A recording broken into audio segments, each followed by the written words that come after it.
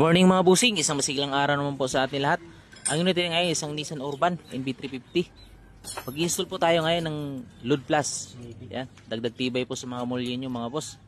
Yan, kakabit natin yan dito sa mulye. Bali, pinapatong lang po ito mga boss. Ayan mga boss, nakapatong na siya. Yan, bali higpitan mo lang yung dulo. Tapos yung sa bandang likod, ma-adjust po yan mga boss. Pwedeng sagad, pwede ring katamtaman lang. Ayan mga boss, gumagana lang po ito pag may karga kayo. Yan, kapag loaded. Yan mga boss, sa mga gustong magpagkapit nito, available po, quick clip. Message lang po kayo, text. Pwede rin kayo tumawag. Yan, available din tayo ng wheel spacer, comfort, shackle. Meron din tayong sway bar mga boss. Yan, maraming salamat po. God bless, ride safe everyone.